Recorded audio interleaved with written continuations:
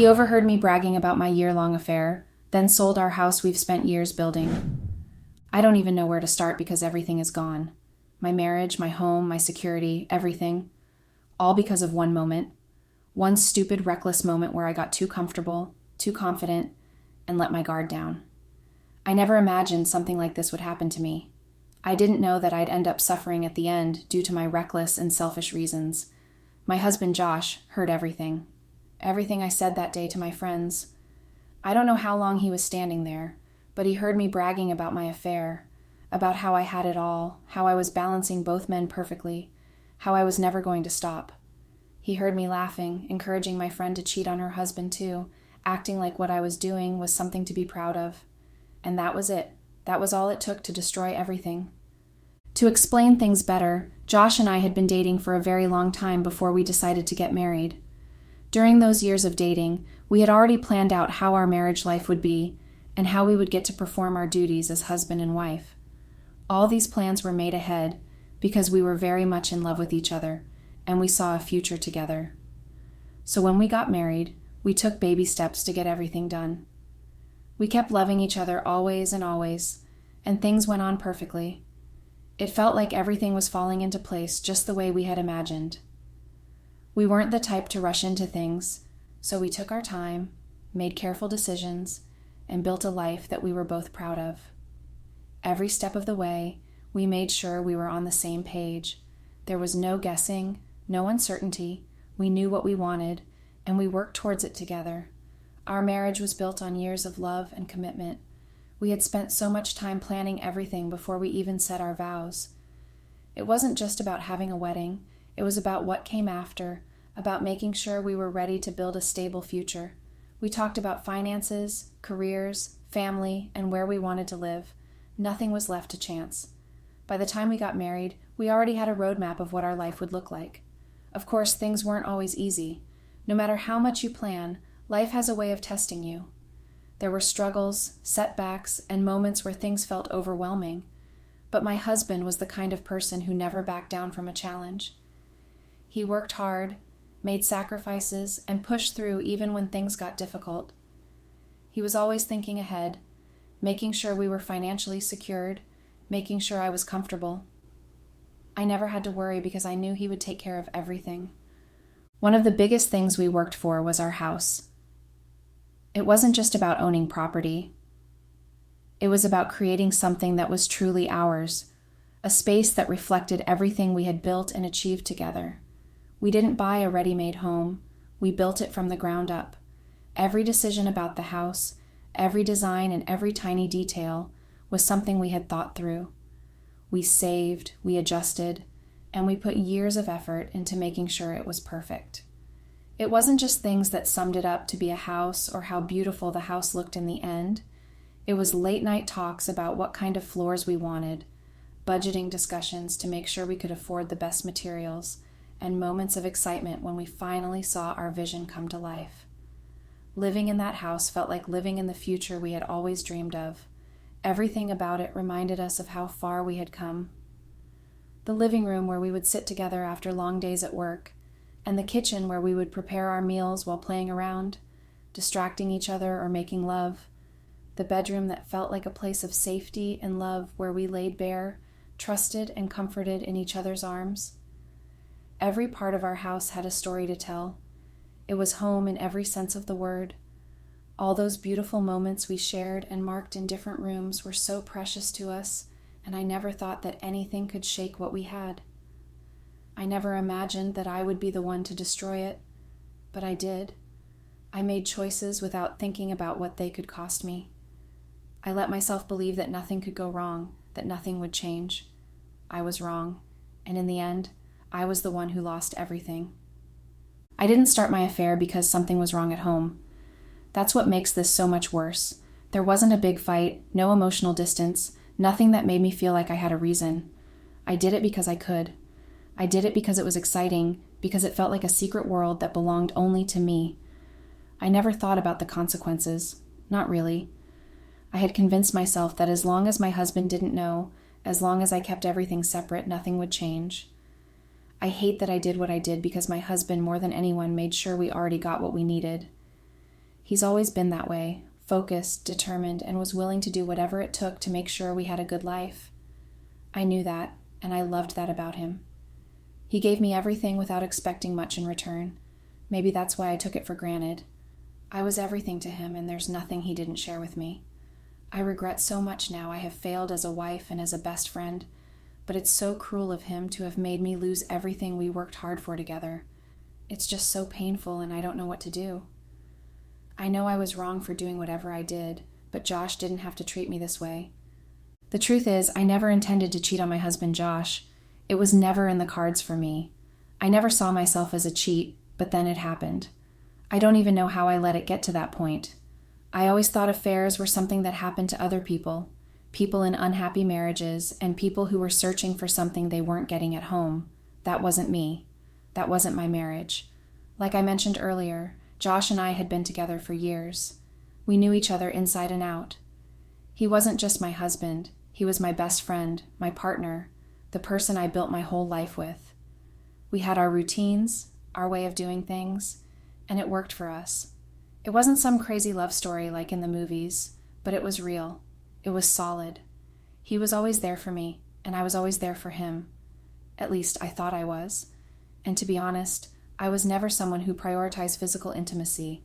It just wasn't a big part of my life. I never saw it as something that defined my relationship or made it stronger. Some people crave that kind of connection all the time, but for me it was different. I loved Josh, and I knew he loved me, and that was enough. It's not like we had a problem in that area either. From time to time we had those moments of intense lovemaking, moments where we reconnected in that way, and it was good. It was more than good. It was enough. That's why I can't even come up with a real reason for what I did. I wasn't searching for something that was missing. I wasn't unhappy. Josh never made me feel neglected or unwanted. No matter what, he always made sure I knew how much he loved and cared for me. And I did love and care for him too. That's the part that hurts the most. I really did. I wasn't pretending. I wasn't forcing it. Everything I felt for Josh was real. I never wanted to lose him. I never wanted him to find out what I was doing behind his back. I kept telling myself that as long as he didn't know, as long as everything at home stayed the same, then it didn't really matter. That I wasn't hurting him if he never found out. But that's a lie, isn't it? Because I did hurt him. Even if he didn't know it at the time, even if he never suspected a thing, I was still betraying him in ways that went beyond just being unfaithful. I let someone else into my life in a way that should have only been reserved for him.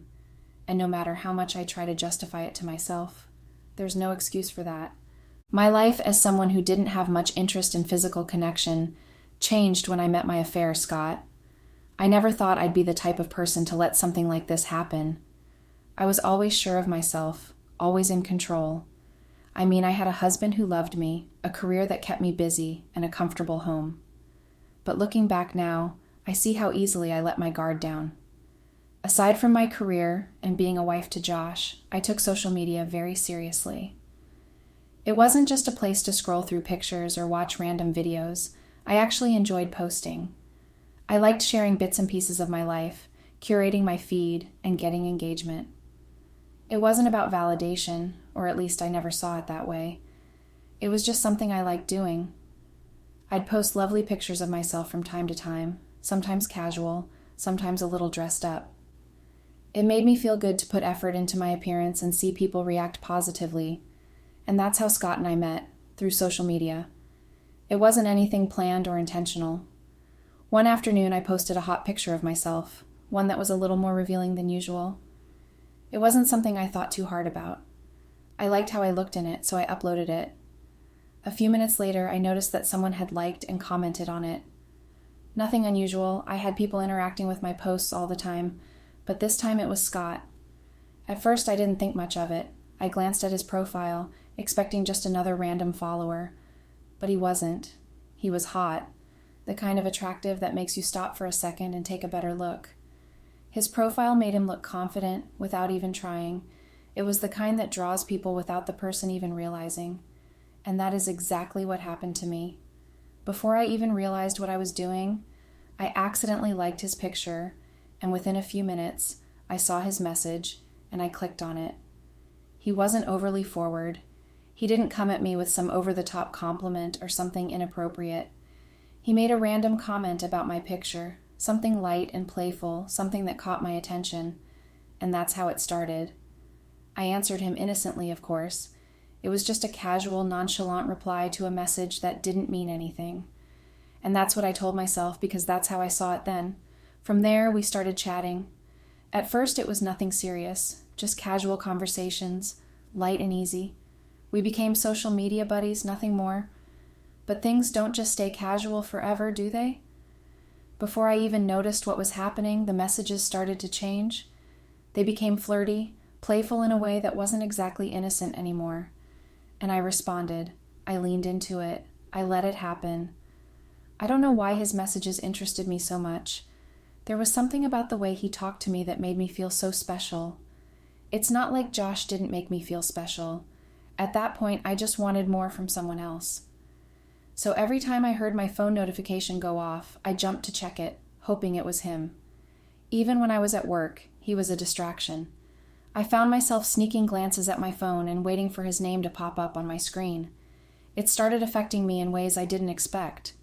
I wasn't as focused at work. I wasn't as present at home. Scott was always on my mind.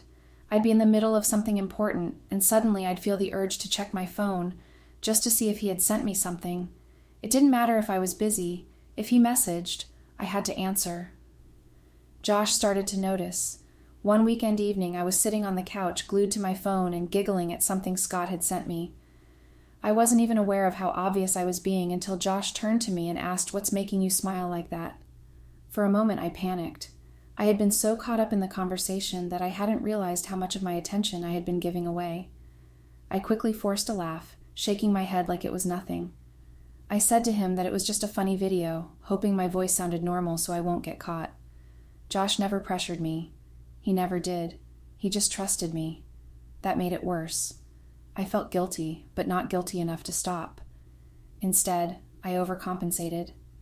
I quickly put my phone down, turned to him, and smiled, trying to shift the moment back to us. And then with a playful tone, I told him that I was sorry and that I didn't mean to ignore him.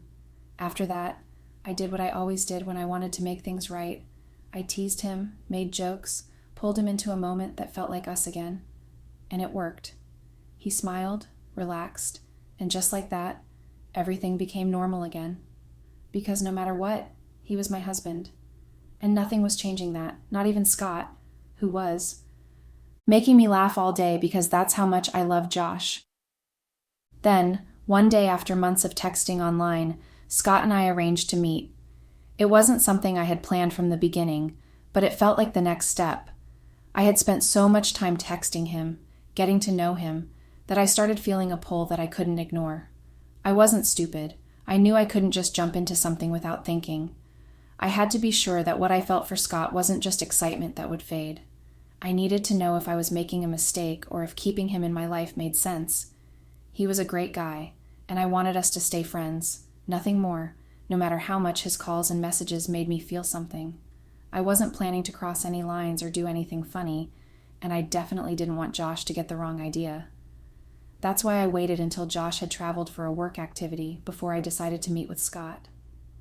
Sincerely, I didn't want to hurt Josh. I didn't want him to feel betrayed, not when he had been nothing but supportive, loving, and dedicated to me. It wasn't about sneaking around just to be with another man. No, it was about me trying to figure out what this connection with Scott meant, trying to understand whether it was something more than I thought it was or just a fleeting fantasy. Mostly, I wanted to prove to myself that I wouldn't feel anything when we met. I told myself it was just excitement because he was funny and the only one I was talking to all the time. I didn't feel good about it, but I didn't feel bad enough to stop either. I was not confused or torn between two worlds. I just wanted to have both. The one with Josh, which I knew and loved, and the one with Scott, which was new and full of excitement. I couldn't deny how I felt when I talked to Scott. Even if I wasn't sure what it meant, I couldn't ignore it. But I also didn't want to make a choice I'd regret. I remember when Josh told me he had to leave for his trip. He was so excited about it, talking about the work stuff he had planned, and I could see how much he was looking forward to it. But inside, I felt this heaviness. I wasn't excited he was going. I was going to miss him. As much as I had been looking forward to seeing Scott, I felt this strange sadness that my husband was leaving. It didn't make sense, but that's how I felt. When Josh left, I tried to act normal, but I couldn't help but feel guilty. I watched him pack, trying not to make a big deal out of it, but when it was time for him to go, I didn't want him to leave. I hugged him tightly, trying to hold on to the little bit of time I had left with him. I even cried. And it's not because I didn't want him to leave. I did, but also because I knew I'd miss him more than I wanted to admit. I know it sounds confusing, but that's just how I felt. I told him I'll be texting him every minute. I told him, trying to mask the guilt in my voice. It was almost like a promise to myself that I wouldn't let this feeling of separation get too heavy. He laughed and reassured me that everything would be fine, that we'd talk when he could, but I didn't feel reassured. I didn't feel like everything was going to be fine. I just felt this void, this space between us, that I was trying to fill with something else. It wasn't that I didn't love Josh, I did, but the excitement of what was to come with Scott made me feel electric in every pleasurable way. When my husband left, I didn't expect what was going to happen next. Josh had gone for a work trip, and I had decided to meet Scott the very next day. I didn't know what I was looking for, but curiosity had been growing in me for a while. So now, with Josh out of town, I found myself standing on the edge of something I couldn't take back. We met at a fancy restaurant, one I wouldn't usually go to on my own, a place that made you feel important without doing much. The conversation between us flowed easily and naturally. Scott was charming, funny, and confident. It was the kind of night where everything felt easy. We joked about everything, from work to random observations about life, and then we just enjoyed each other's company. After dinner, we decided to take a stroll outside. It was one of those cool evenings and the air felt fresh, and surprisingly, the silence between us wasn't awkward. We were both lost in our thoughts, and the conversations we had after he erased the silence that existed between us felt deeper than they should have been for two people who had just met. There was something about him that made me so comfortable, and maybe that was part of the problem. I had already allowed myself to get too comfortable. The night was beautiful, but the longer we walked, the more things between us became strained. We were both aware that the distance between us was closing, both physically and emotionally. I was starting to feel things I hadn't expected to feel. For a few minutes, I let myself forget about everything, about Josh, about the commitment I had made, and about the promises I had promised myself to always stay loyal. I had to let myself forget all those so I can truly enjoy my time with Scott, without any hesitation or hindrances. When it was time to go home, Scott offered to drive me back. I didn't even hesitate before accepting. I could have made some excuse about not wanting to be driven home, but instead, I let the moment happen. It wasn't something I was proud of, but it was the right thing to do then.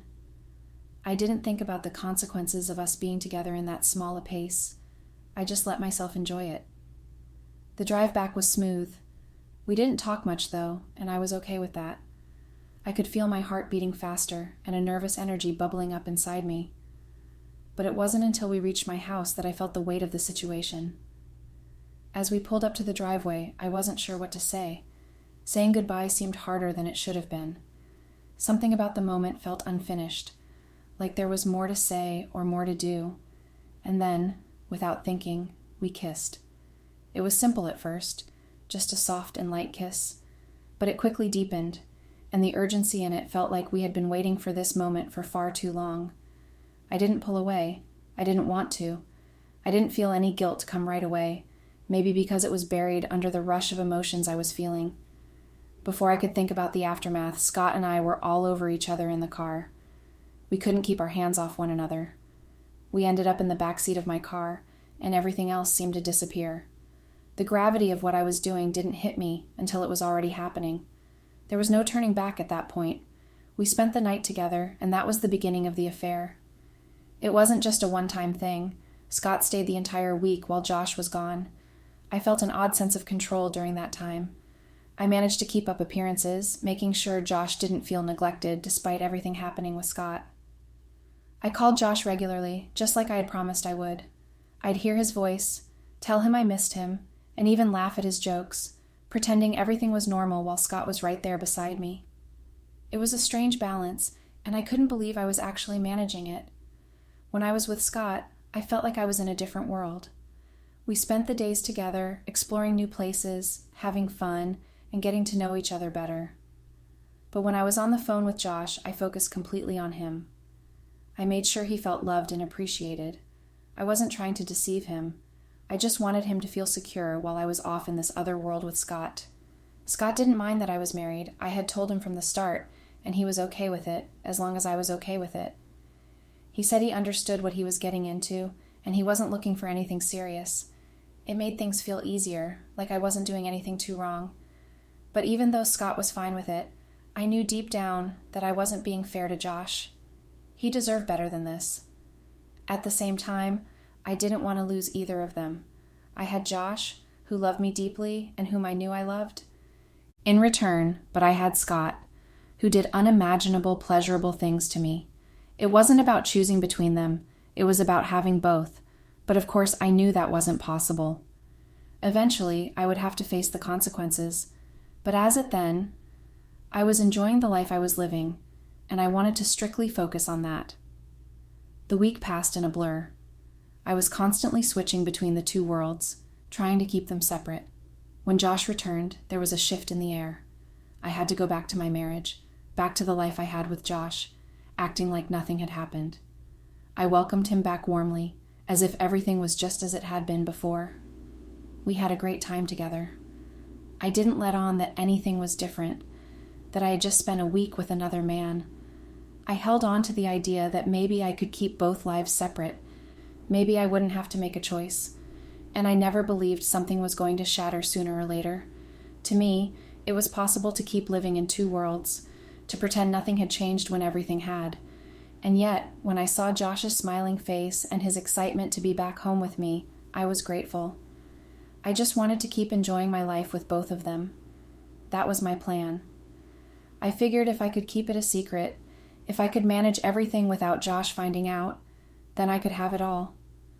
I knew deep down that Josh would never approve of me being with anyone else, so that's why I needed to be careful with my desires and needs. I was willing to do anything to keep both of them in my life, and I was good at hiding it. So I started making sure everything was covered. I used my friends as cover for my actions. I made sure I kept them updated on everything, just in case Josh ever tried reaching out to them. And when he couldn't get a hold of me, I needed everything to look normal, like nothing was out of place. I had a system, and it worked perfectly. No one knew what was going on behind the scenes.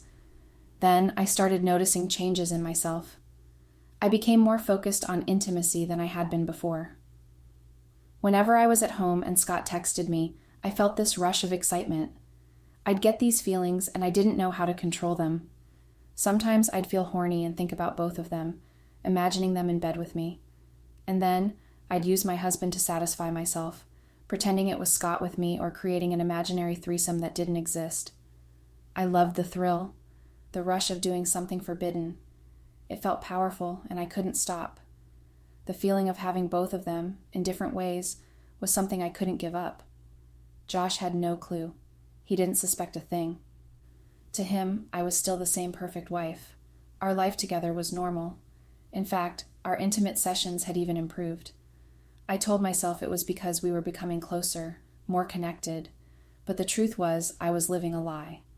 Every time I made love to Josh, I was thinking about Scott, about the things we had done together. But I didn't care. I told myself that as long as Josh never found out, everything would be fine.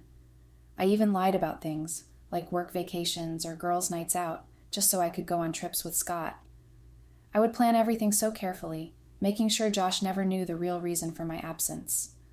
It was all part of my perfect little world, but deep down, I knew I was being selfish. I knew I should have known better, that this was wrong, but I didn't want to stop. I didn't want to give either of them up. It felt too good, and I convinced myself it was worth it. Looking back now, I see how messed up it was, how I was playing with fire, but at the time it felt like I was getting everything I wanted. I was happy, or so I thought. It was a dangerous game I was playing, but I didn't care. I had my life, my perfect life, and I wasn't ready to let it go.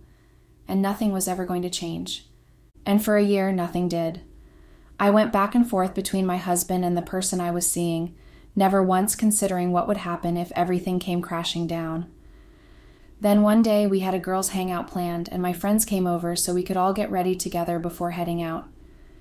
It was something we did often, just a way to relax, catch up, and enjoy ourselves. While we were getting dressed and doing our makeup, the conversation turned personal, like it always did. My friends started talking about their relationships, the ups and downs, and naturally the topic of Scott came up. They wanted to know how I was managing to keep everything so discreet, how I was balancing both men so perfectly without raising any suspicions. That was when I started bragging. I didn't even think twice about it. I laughed, feeling proud of myself, and told them how sweet and perfect everything was with Scott. I told them I never wanted to miss out on anything with him, because what we had was exciting and different, something I never realized I needed until I had it. I told them managing both Scott and Josh wasn't as difficult as people thought, that as long as I played my cards right, Josh would never find out. And he didn't need to, because why should he? I had the best of both worlds.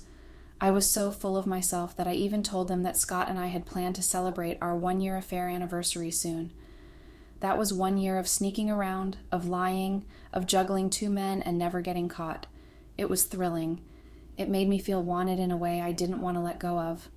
One of my friends, who had been complaining about her husband not satisfying her enough, looked at me curiously. That was when I told her she should try it too. I told her it would help, that having a side relationship would keep her intact, especially when it came to intimacy. I told her to look at me. Josh and I were doing great, and that was because I had Scott on the side to make things more exciting. I said it all with so much confidence, like I had figured out the perfect secret to marriage. I didn't know my husband was standing there when I said it. I didn't see him. I didn't notice anything was wrong. I was too busy laughing, too caught up in my own pride, too excited about my little game. But he was there. He had been listening. He had heard every word. It was when all my friends suddenly became quiet that I knew something was wrong, and when I turned around I saw Josh. My eyes almost left its socket. As if in cue, all my friends ran out, leaving me alone to face the consequences of my actions. I don't know what went through his head at that moment. I don't know what he felt, what thoughts ran through his mind as he stood there realizing that everything he believed about our life, our marriage, our love, was a lie. I only know what happened after. Josh has left me, no note, no message, just gone. I called him over and over again, but he never picked up. I even called his office, but they told me he had taken some time off. That's when the panic set in, and then it got worse. A few days later, I came home to a letter on the table, divorce papers. He didn't even give me a chance to explain myself. My marriage was over, just like that. And if that wasn't enough, there was another document. He had sold the house, the home we spent years building, the home we planned our future in, gone. He had every right to do it since it was in his name, but I never thought he actually would. He didn't just leave me. He erased me from his life completely. I was annoyed that Josh was so wicked to do such a thing to me. Where does he expect me to stay or go? That was too hurtful. I only cheated, and as much as it was wrong, I don't think he should have done what he did. That house belonged to us, even though the deed was in his name. But I knew my annoyance won't take me anywhere or solve anything for me, so I tried reaching out. I begged. I cried. I even went to his parents, hoping they'd talk to him, but they refused to get involved. They didn't even look at me the same way anymore. I could see the disappointment, the judgment, and the disgust. I don't know what else to do. I keep blaming myself, but I know that won't solve anything. So how do I move on from everything that happened? How do I forgive myself? And most importantly, how do I get my husband back? I really can't live like this, knowing that he is gone with everything. Update. It's been months, and nothing has changed between me and my husband, Josh. It hurts so much because sometimes I start thinking maybe our marriage didn't mean anything to him. How could he sell the house we worked so hard to build? That house wasn't just a building. It held all our memories, our love, and everything we shared. After thinking it over for a while, I got my answer. He didn't care anymore. He became selfish, and I guess that's because I was selfish first. And that has left me feeling broken in so many ways. I never imagined things would end up like this. All I wanted was for us to be happy, to keep that connection, but now it feels like everything has been destroyed. He didn't fight for us the way I thought he would, and now I'm left with this emptiness, questioning everything. How did we get here? How did I let it go this far? I am just so lost, and I'm not having peace at all because I know that I brought this upon us just because I couldn't let Scott go. But now, where is Scott in all of this? Where is he when I'm all hopeless and helpless? He is nowhere. He was gone too. He was never in this for anything serious. The moment he realized Josh knew, he blocked me. No explanation, no goodbye, just disappeared like I never existed. And for my friends, some of them stopped talking to me, acting like they had nothing to do with what happened, and like they didn't even know I was a cheat all along. They just shifted aside, letting me carry my cross alone. No one is really by my side again, and I'm so alone, sad and devastated. So here I am. No husband, no home, no affair partner, no support. Just me, sitting in a cheap rental, wondering how I let this happen. I thought I had it all figured out. I thought I was untouchable. But Josh proved me wrong in the worst way possible. Now every day I wake up drained and confused and so out of life. I'm considering therapy. I think I should go for it. That's what I'll be focusing on now. Focusing on becoming a better woman and a version of myself.